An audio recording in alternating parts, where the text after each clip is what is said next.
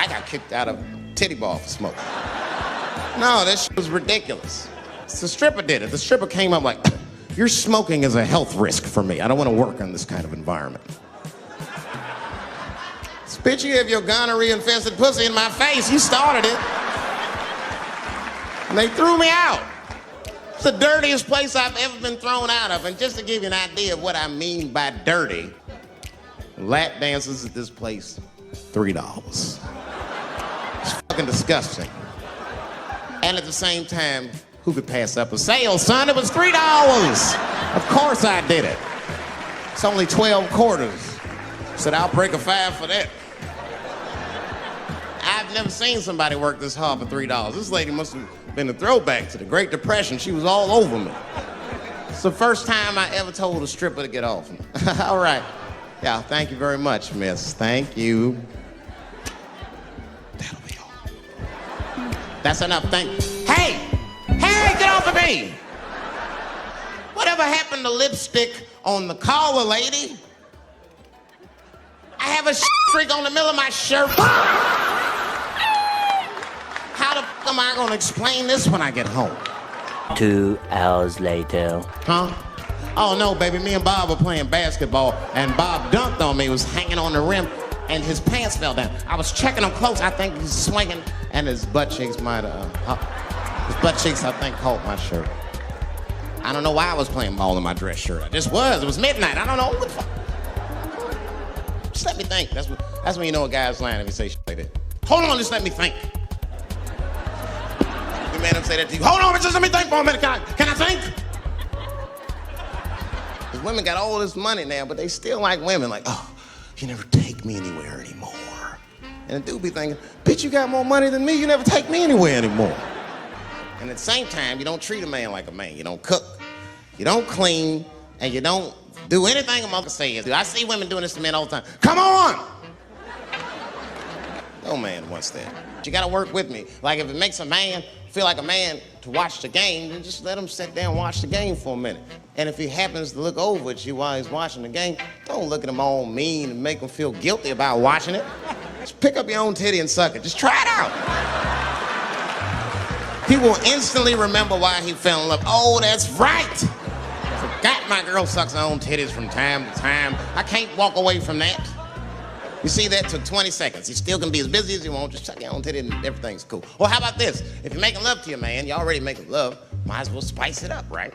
How about this? I personally like it. I like it when a girl tells me where to come. Don't like it when a girl tells me when to come. I hate that shit. Don't come yet. Oh, bitch, all these rules! Instead of doing that, why don't you just tell us where, especially if you're aggressive about it. I like when a girl get wild with it. Come in my face! Stick your chin out like a boxer. Look, all the man wants to know is that you're interested and that you're participating. You can say anything, he'll be happy. Oh, come on top of the television. All right. The weirder the place, the better. Oh, come in my fishbowl. Damn, the fishbowl. Oh, shit, you're eating it. Oh. Fish love it when I come over. Oh, it's that guy. We're having chicken tonight. You think I'm a bad motherfucker. Wait till you see the 2000 model Chappelle. This nigga is off the hook. My sons are bad. My son is 3. This nigga made me a necklace out of macaroni. I said, this is baller. He painted the macaroni green and put it on a string. He tied it on my neck and he told me he was proud of me. And I got choked up. And he thought I was sad. That's how smart he was. He says, are you sad, Daddy? And I said, no, I'm not sad. You're too young to understand this, son, but this is f***ing crazy. You used to live in my balls, man. Now you making jewelry out of macaroni. You a bad motherfucker. That's what it's all about. Everybody usually wants to be famous so they can rock nice jewelry and all that. Nigga, I already got a macaroni necklace. I got valuable shit. I got valuable shit. Only kind of shit I want to do with fame that's like decadent is I want to go to Vegas to the $5,000 blackjack table. And I don't even want to play. I I just want to be such a big star that I could go up to one of the players in a tight hand and put my dick on their show. And I'm such a celebrity, they think it's funny. Hey, what the? Oh, Dave Chappelle. Wow. You get on the cell phone, you are not gonna believe whose dick is on my shoulder right now. And this guy's balls are smooth as ass. He's had some work done. Long live Chappelle's.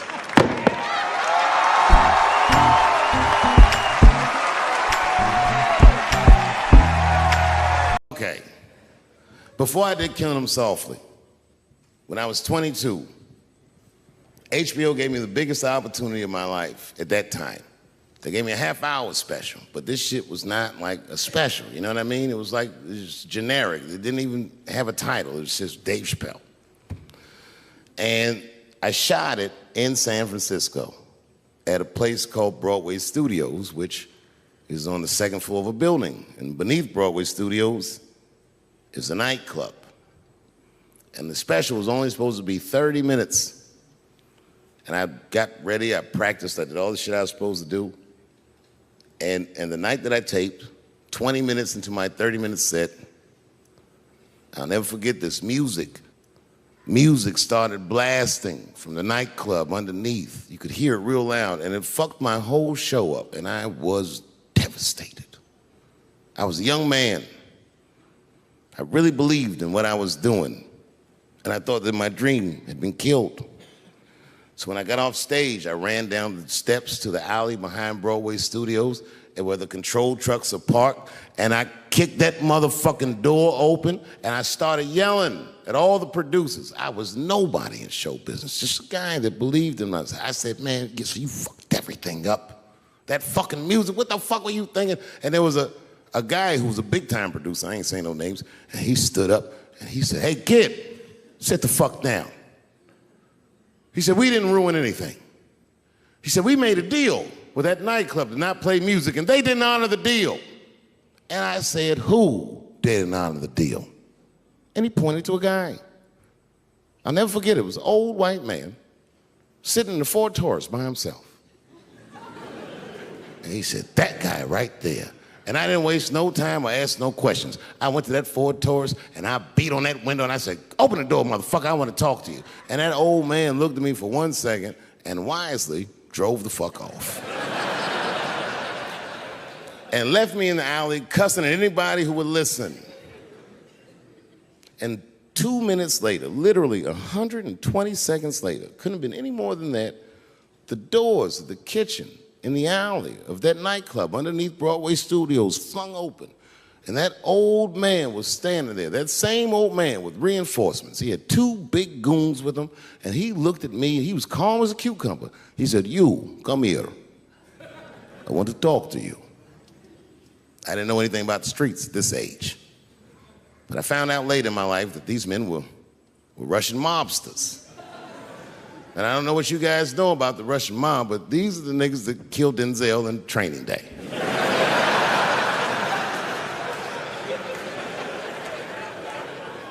And all the producers knew what I was up against. They said, Dave, do not go in there. And I said, fuck y'all. And I walked right into that kitchen, and they closed the doors behind me, and it got dark as fuck in there. And I knew, I'm not dumb, I knew I was in a bad situation. But you have to understand, I believed in what I was doing, and I didn't give a fuck. Just kept cussing at these motherfuckers, telling them how they ruined my life. And that old man couldn't believe that I was talking all this shit. And as soon as I took a breath, he stopped me gently. He said, hey, kid, listen. Your friends lied to you. He said, we made a deal, but your friends never paid me. And when he said that, I realized I was locked in a kitchen.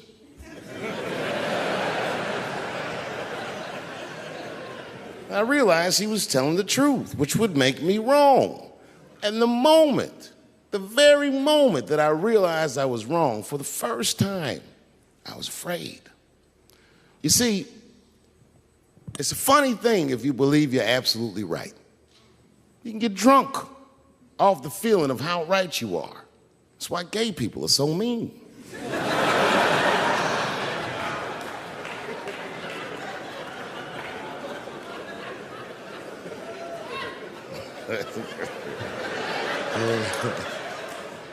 But I didn't buckle. You guys would have been very proud of me. I was scared, but I didn't buckle. I said, well then, sir, I owe you an apology. But I believe that no matter what reason that music was playing, it ruined my life. And that old man looked at me with sympathy in his eyes. And he walked over to me and he gently placed his hand on my cheek, which I gotta tell you, is a very emasculating thing to do. I was standing there looking at this nigga's hand on my cheek like that.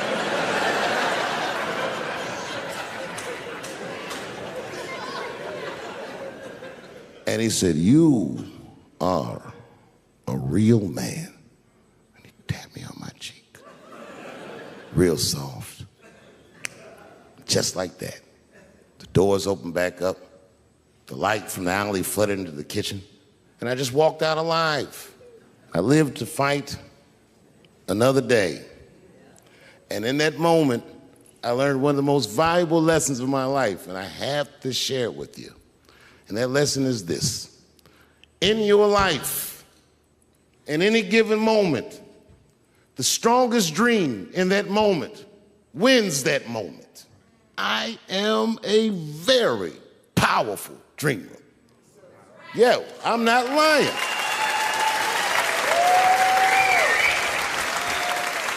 I dreamed tonight, this very night, as a 14-year-old boy, and I am living it as a 50-year-old man. My dreams are very strong. Today, I walked all around Washington. I used to be poor in this city, and all day, people just said, hey, Dave, like they knew me personally, and I felt like I knew them. And I say to myself, my God, Dave, what a powerful dream. But then sometimes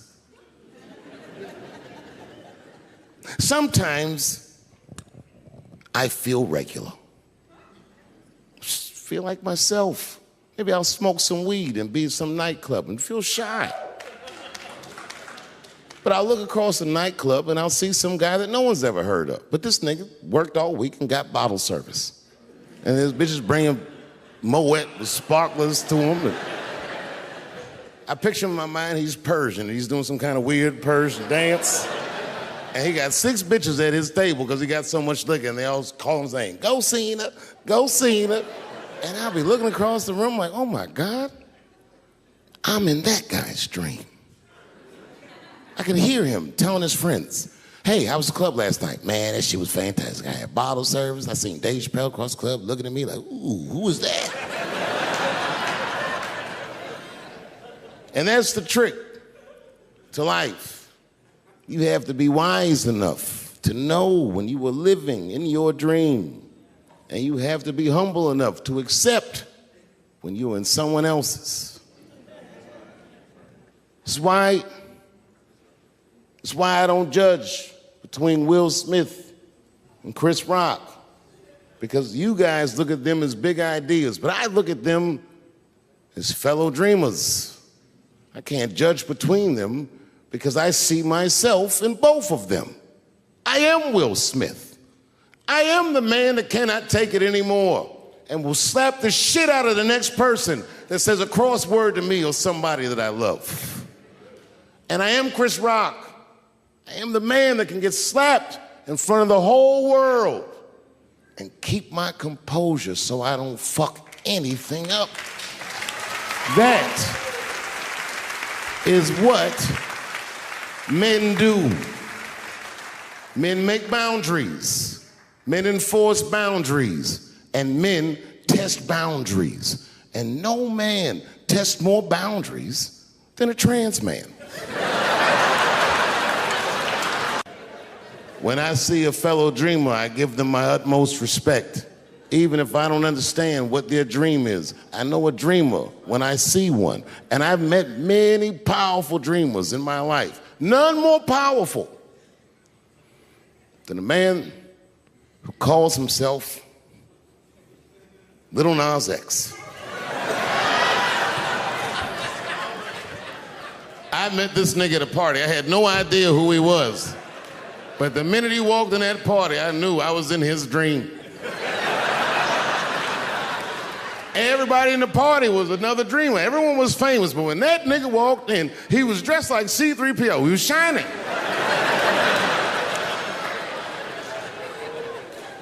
And everyone was like, oh my God, there he is. That's Lil Nas X. I didn't know who he was. And for some reason, out of all them dreamers, he walked right up to me. And he said, I tried to get you in my video. I didn't know what the fuck he was talking about. I said, what? I said, what? What video? And he just looked at me like, you know what video, and walked away. And I watched him walk away. I said, man, this nigga's having a very powerful dream.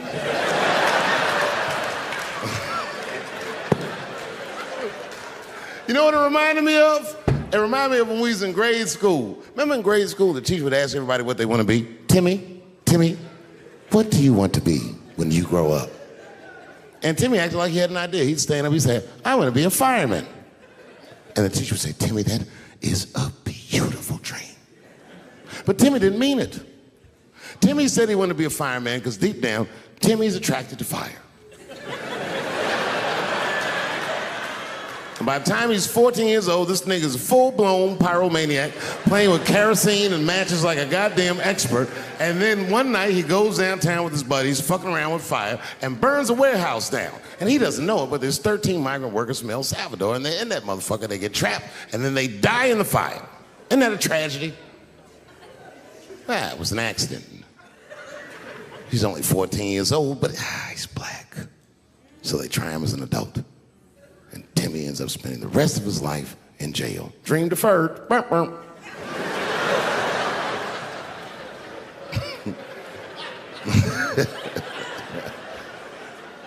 What about you, Billy? Billy, what do you want to be when you grow up? And Billy stands up and he says, I want to be president of the United States. And the teacher says, oh my God, Billy, that is a wonderful dream. And Billy means that shit. Billy does everything right. That motherfucker gets his grades up. He joins student government. He even does extracurricular activities like show choir just to make his resume look good. He's on track to be president, but junior year he wipes. When he's 16, he gets his girlfriend pregnant and has to drop out of high school to make ends meet. But lucky for him, the local Walmart's hiring. By the time he's 20 years old, this motherfucker makes assistant manager at Walmart. He's the youngest one in the district. He says, oh my God, if I can keep this up for 4 more years, I could be a manager. And if I can keep this up for 6 more years after that, I could even be a regional manager and have as many as 3 Walmarts under my control. And he's a big picture guy. He sees where this path is going, so he kills himself.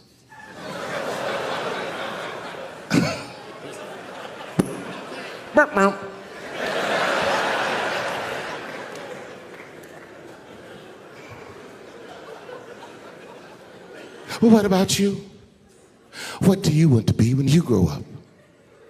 I don't want to say, because I don't want the other kids to laugh at me. Who cares if they laugh? Your dream is yours. Own your dream so they can come true. Say it loud and proud. What do you want to be when you grow up? Lil Nas X. And that nigga stood up in front of the whole class.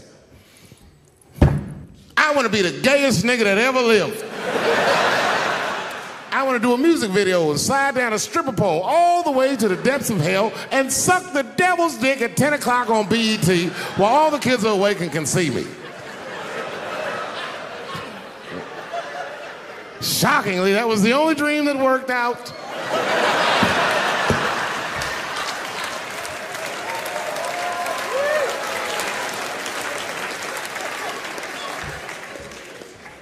That's why I'm here tonight in the city where I built the dreams that I live, because I wanted to tell you all that they came true And I wanted to thank you all for making the man that I am today.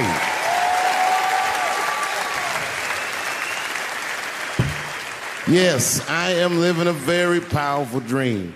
Every time I come to this city and I stand in front of you, I realize that, my God, man, this is not my dream at all. It's yours. And I am honored to be in it. Thank you very much. It's complicated. I was in a bar in Austin with my wife, and it was during COVID, and a woman came to our table, and she was maskless. And this bitch came over, no mask, all H words. Hi, how are you? Droplets was coming out of this bitch's face. We all covered our drinks. Oh, bitch, what are you doing?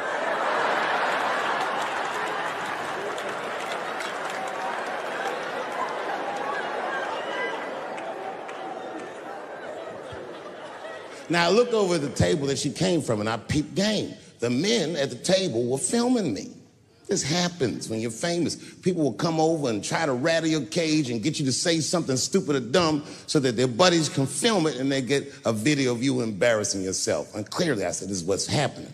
And these dumb motherfuckers thought that it was my first rodeo.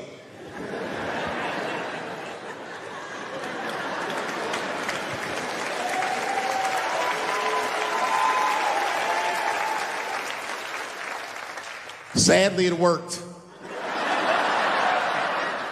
I ran right over there. I said, I pointed right in the camera. I said, you's a bitch-ass nigga for doing this to me.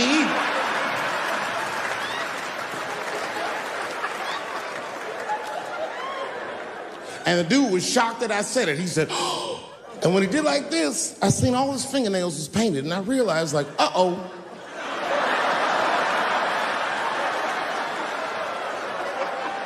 This fella's gay.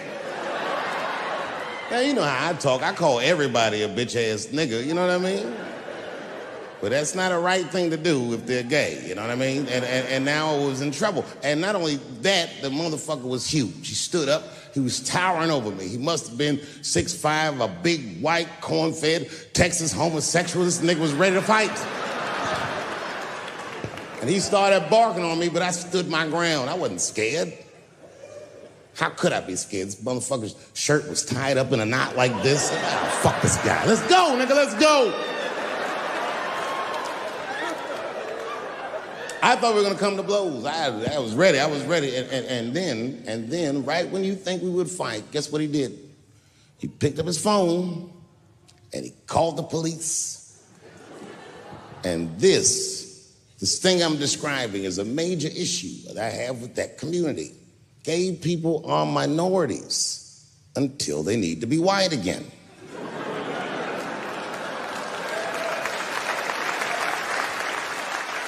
I'm being very brutally honest so we can solve this problem. I'm telling you right now, a black gay person would have never done that to me. Because a black gay person knows when the police shows up, they're not gonna care who called them. They don't show up like, which one of you niggers is Clifford? We're all Clifford.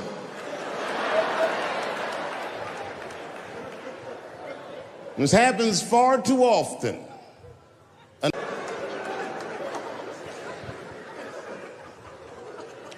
And now we get to the core of the crisis. What is a woman? What is that in this day and time? Is there even such thing as a woman or a man or anything?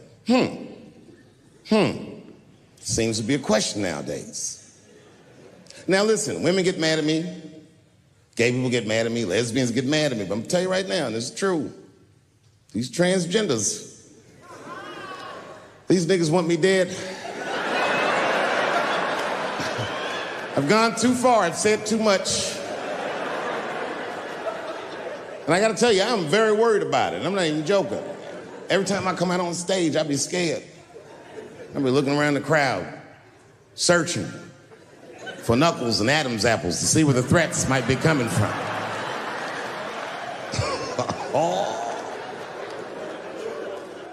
A nigga came up to me on the street the other day. He said, careful, Dave, they after you. I said, what?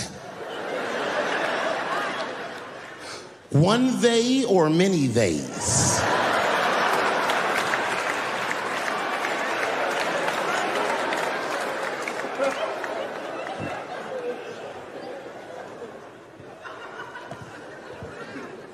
Before I even say anything about that community, you must know, and I hope you all feel the same way, I am not indifferent to the suffering of someone else. There's laws, the mean laws in our country. North Carolina passed a law once that said a person in North Carolina must use the restroom that corresponds with the gender they were assigned on their birth certificate. No. No, that's not a good law. That's a mean law. No American should have to present a birth certificate to take a shit at Walmart in Greensboro, North Carolina, where the baby shot and killed a motherfucker.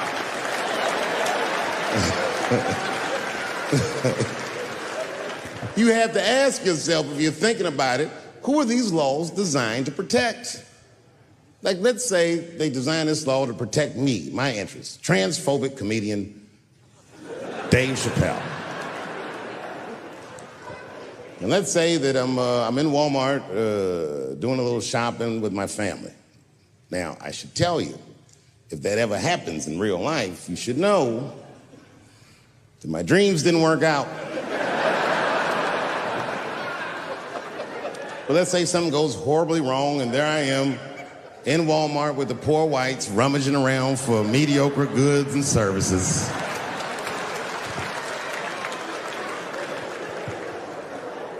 And then I gotta go to the restroom.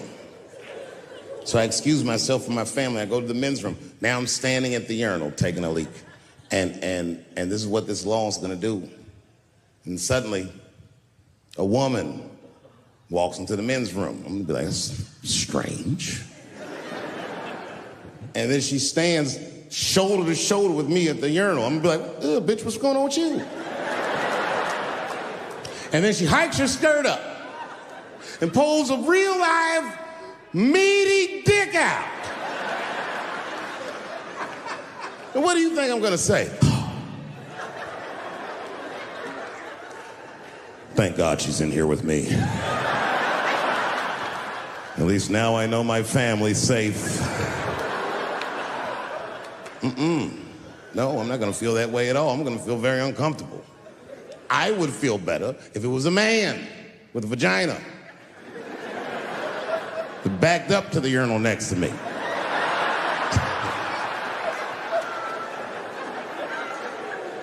I wouldn't even think about that. I'd just be like, that's funny. This guy is peeing out of his butt for some reason. Oh my God, he must be a veteran. Thank you for your service.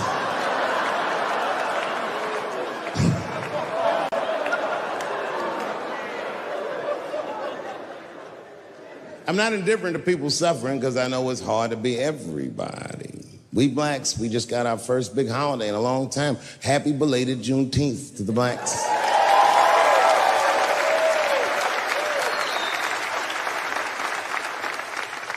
Juneteenth is a strange holiday, isn't it? It commemorates when black people in Texarkana area of the country first found out they were free. But remember, they were free when they found out.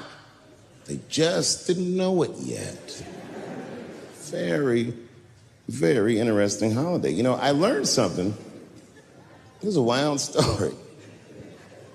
I learned this past Juneteenth of a story that's true, and there was a black man who was in South Carolina during slavery who somehow got granted his freedom by his so-called master. And when his master granted him the freedom, he also gave him a plot of land. Now, it turns out this brother was brilliant. He had a good eye, a good knack for farming, and he farmed this plot of land very successfully and made a lot of money. And this is where the story gets crazy. When he got all that money, this nigga bought some slaves. Have you ever heard this before? This is a true story. Not only was he a slave owner, he became a slave breeder and employed tactics that were so cruel, even white slave owners were like, yo, my man. He was a wild dude, but he did it just because that's what successful people did at the time, and he just wanted to be down. What a fucking tragedy. How can a person that went through slavery perpetrate the same evil on a person that looks just like him? It's mind-blowing.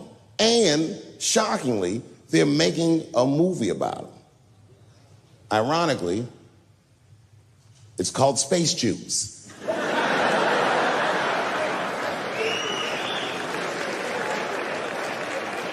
Space juice.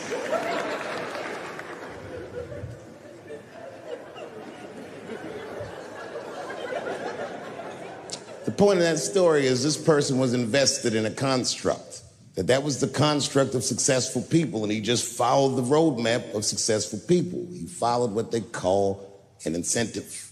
Now, everyone struggles, but I'm very invested in the gender construct, personally, because I'm a man with kids and a wife, and I like that warm, wet, soft pussy that my wife has. This does not mean that I feel like another point of view. Some people can't do that. Some people just can't get over themselves. Gay people have a hard time doing that recently. Here we go. Here comes the deep water. No, recently I've noticed that. I noticed it with that Manny Pacquiao controversy. Yeah, no, it was now in the gay community's defense, Manny Pacquiao said some outlandish shit about gay people. Very, very not nice things that I won't repeat, but there was biblical verses and some analogies to animals. It wasn't a good look. Nike took his shoes immediately, which I thought was a little harsh. A little harsh. You know what I mean? Because he's, just because he's Asian. You know what I mean? Fuck, you gonna take shoes off Asian dude to appease a gay dude? You know what I mean? No? You don't know what I mean. But Asian people kind of know what I mean. No? No Asians in the front? No? No, this is what I mean. Okay, look. Okay, you're an Asian dude. No, I say this with no disrespect, but we're all Americans, right? And we can agree that America has a huge body count all over the world, but nowhere more than Asia. Literally, if you look at history, recently, we have bombed the masculinity out of an entire continent. We dropped 2 atomic bombs on fucking Japan, and they've been drawing Hello Kitty and shit ever since.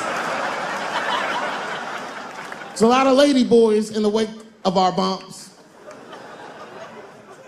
And I know these things because my wife is Asian. She's Filipino. All right, well, okay, so that explains it. Now you know why you see me at all those Filipino events. I'm not there picking up pussy, I'm dropping some off.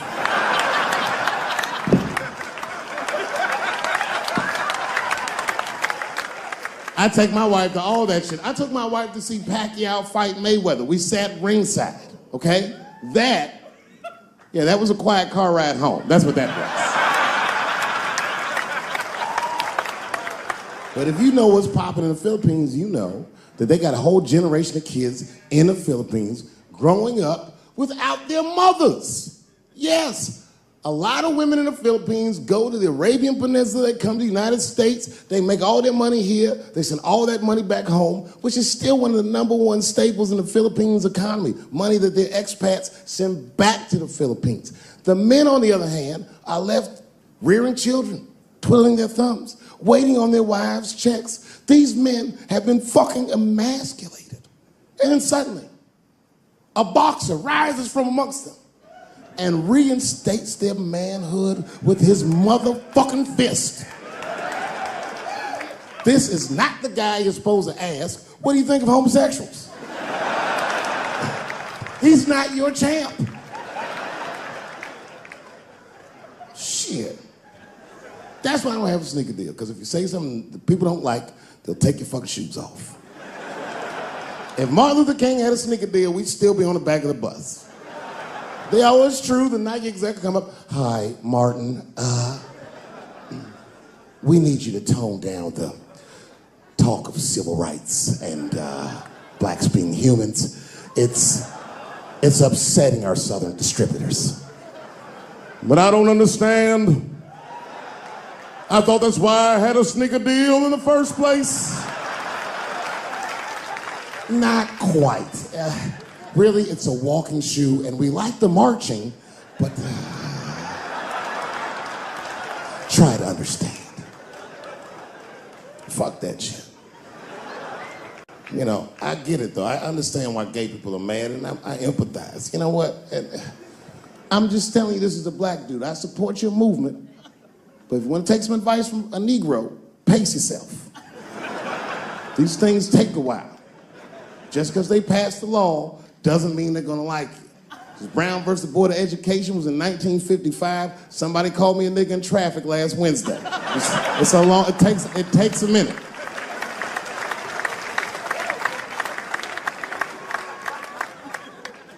My wife's friend, Stuart, told me that. My wife has a lot of gay friends. Stuart's their leader. She has a lot of gay friends. And I don't like them.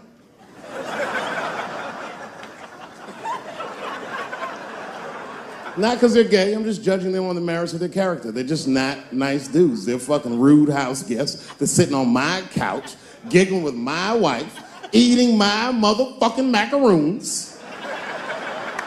And I come in, they act like the party's over. Hey, Stuart, what's going on? This guy talks to me the way a cat would speak if a cat could talk. Hi, David.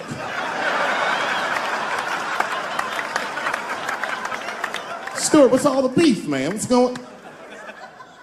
He always wants to have some kind of gay political argument. The last one was about a petition in federal court to take the words husband and wife out of the law. I said, well, why would you want those words out the law? He said, because it discriminates against same-sex couples. I was like, niggas, please save me the semantics. Just trust me, take your chips and get the fuck out of the casino. You're about to crap out.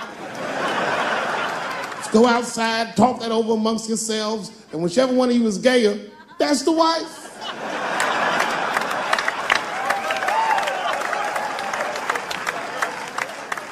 No, Stuart didn't like that.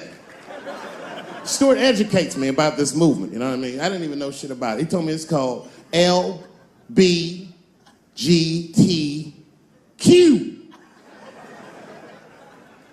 I was like, what the fuck is the Q? Does that even make sense, Q? Turns out Q is like the vowels. That shit is sometimes Y.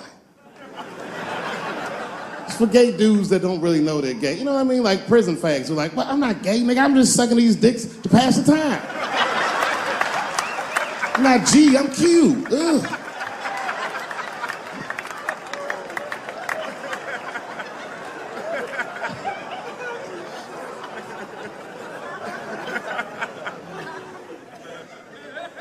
I think, okay, again, of all those letters, the T has the toughest road ahead. In fact, I think the T should stand for tough road ahead. They've got the longest mental gap to bridge. That's all I'm saying. Because, you know, whenever I see one of them T's on the street, I don't mind them, but I'll be like, man, I miss Bruce. I'm sorry, guys. I'm 42. I remember Bruce Jenner. Before the Kardashians, before all that, this motherfucker was a white American superhero.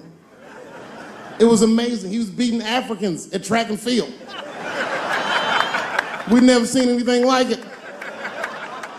He was on my cereal box growing up. You know how much of that cereal I ate, nigga? I didn't know he was gonna do that.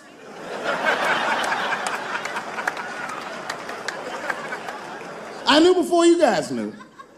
I heard things on the street in Hollywood. You know, you just be out, see people. Hey, what's up, Kanye? Why the long face? Nigga, you'll see. I got 2 mother-in-laws now. And when I heard he was gonna do it, I was scared. I didn't think the public was ready. I didn't think the media was ready. And you know what? I was wrong. Not only did the public embrace him, but the media was nice. I'd never seen anything like it. Welcome to the world, Caitlin. So long, Bruce. Hello, Caitlin. I was shocked. Is this happening?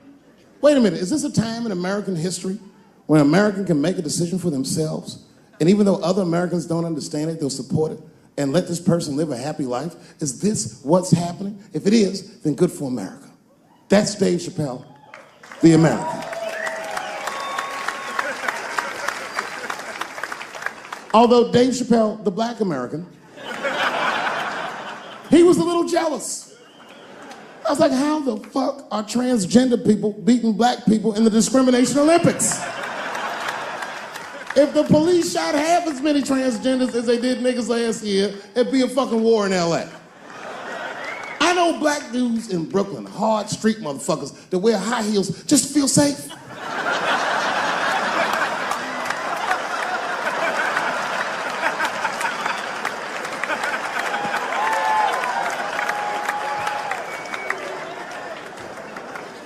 Transgenders are gangsters.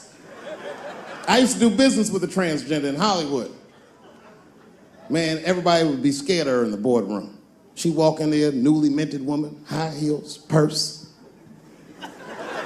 Wouldn't say anything to us, just walk around the conference table looking mean as shit.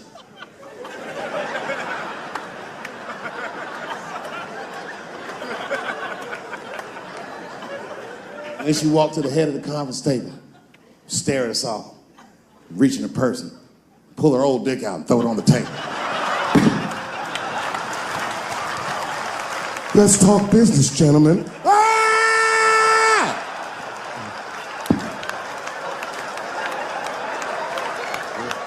Shit is scary as fuck.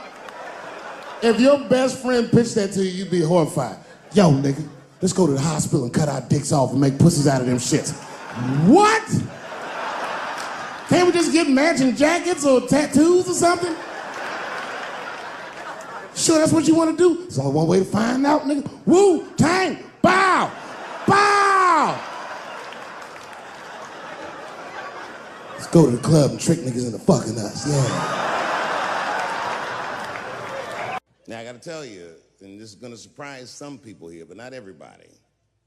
People say things to me all the time, but what you don't know is it does affect me. I think about it.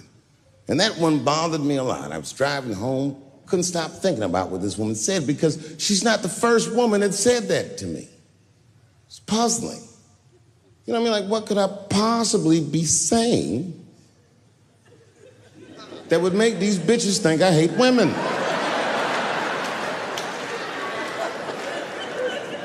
Couldn't figure it out. So you know what I did?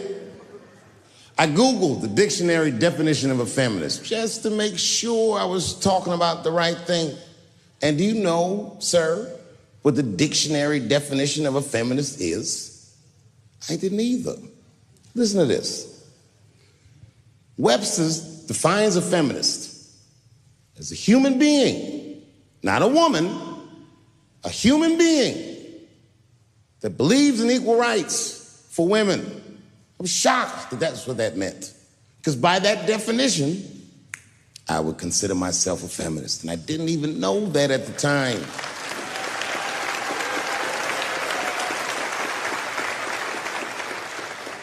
All these years, I thought it meant frumpy dyke.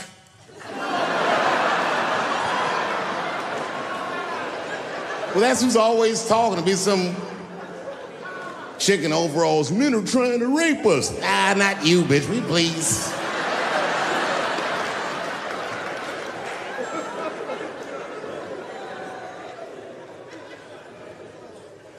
I know, look, listen. I support the feminist movement, I do, in my own ways. When you guys did the Women's March, I tried to go and support you. And none of my friends would go with me. I asked all the fellas, none of them wanted to go. I tried everything. Come on, y'all, it's gonna be bitches there. They was like, nope. So what I did is I called my friend Ange. Ange is a black woman who's a comedy writer, and she's dope. Matter of fact, she's the only woman that I know personally that pays her ex-husband alimony. And she sounds just like a man when she does it. Fuck that broke motherfucker and all that. She says all that shit. So I hit Ange up. I hit her on the text. And all I did, I texted her. I said, Ange, are you going to the Women's March? And she texted me back, and this is real text. She said, I hope those white bitches get tear gassed.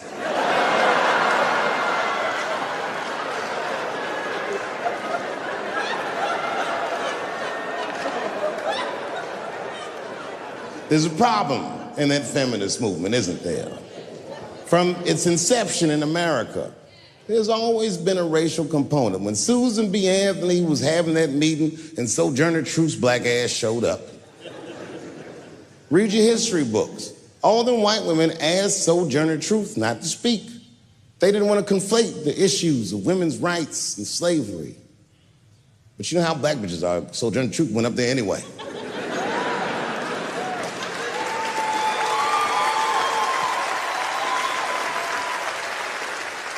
She did a famous speech. She said, "Ain't I a woman? Ain't I a woman?" That's right. And listen.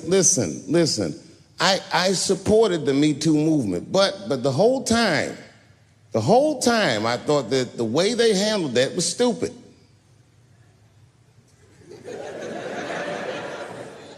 It was white. It was like, they were doing shit like going to the Golden Globes, and all of them would be like, let's all go to the Golden Globes and wear black dresses to give these men a piece of our minds. Bitch, that is not gonna work. You think Martin Luther King's gonna be like, I want everybody to keep riding the bus, but wear matching outfits? You gotta get off the bus and walk. It's real talk. Real talk, that was a silly movement. I want everybody to wear a crocheted pussy hat so they know we're serious. What the fuck was y'all doing? And then I said something about it in one of my specials, and all these women actresses came after me. I said, man, fuck y'all too, you canceled. I ain't jerking off to none of your pictures again.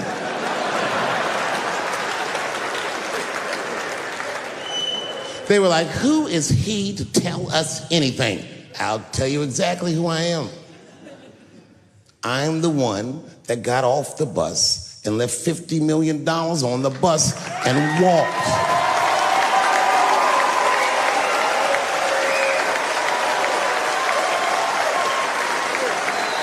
I agreed with these women. I just didn't agree with what they were doing about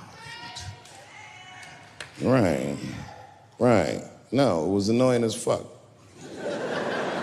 Because if these women were serious, you know what they would have done? They all would have fired their agents. And they would have went to the mailroom of one of these big agencies and found a woman that was busting her hump in there and said, if you want to talk to us, then you have to talk to her. And if they did that, then she would be big and they would be big and nobody would get fed to Harvey Weinstein. But did they do that? No. Was that their idea? No. Surprisingly, it was mine. And what I think the feminist movement needs to be very successful is a male leader.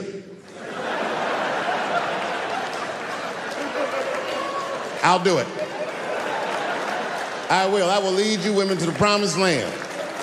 I will make sure you get equal pay for equal work. I will make sure that nobody harasses you or fucks with you on the job. I will protect all of your interests. And all that I ask for in return is that you suck my dick. And now we're right back to square one, aren't we?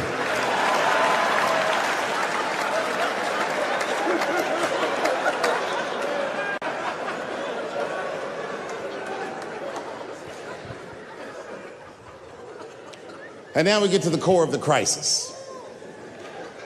What is a woman? What is that in this day and time? Is there even such thing as a woman or a man or anything? Seems to be a question nowadays. Now listen, women get mad at me. Gay people get mad at me. Lesbians get mad at me. But I'm gonna tell you right now, and this is true. These transgenders, these niggas want me dead. I've gone too far, I've said too much. And I gotta tell you, I'm very worried about it. I'm not even joking. Every time I come out on stage, I be scared. I be looking around the crowd, searching for Knuckles and Adam's apples to see where the threats might be coming from.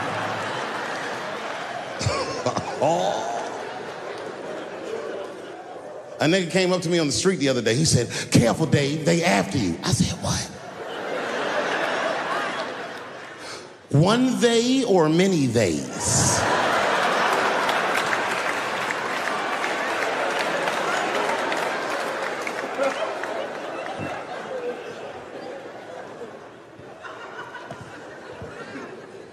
Before I even say anything about that community, you must know, and I hope you all feel the same way, I am not indifferent to the suffering of someone else. There's laws, the mean laws in our country. North Carolina passed a law once that said a person in North Carolina must use the restroom that corresponds with the gender they were assigned on their birth certificate. No.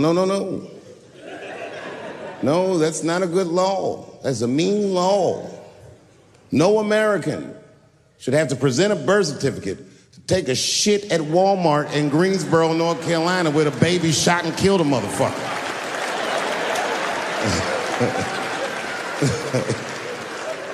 You have to ask yourself, if you're thinking about it, who are these laws designed to protect? Like, let's say they designed this law to protect me, my interests. Transphobic comedian Dave Chappelle. And let's say that I'm in Walmart doing a little shopping with my family. Now, I should tell you, if that ever happens in real life, you should know that my dreams didn't work out. But let's say something goes horribly wrong, and there I am in Walmart with the poor whites rummaging around for mediocre goods and services.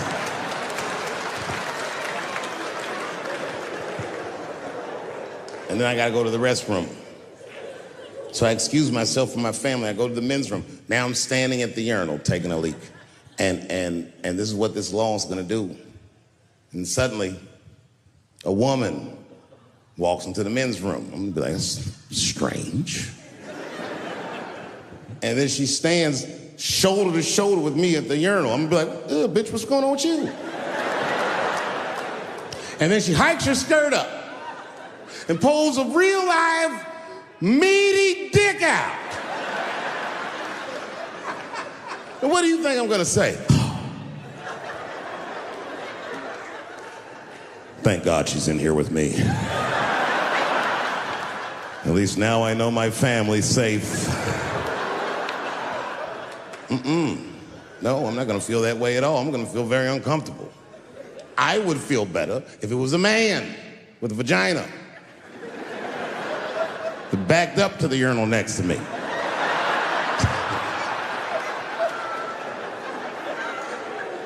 I wouldn't even think about that. I'd just be like, that's funny. This guy is peeing out of his butt for some reason. Oh my God, he must be a veteran. Thank you for your service.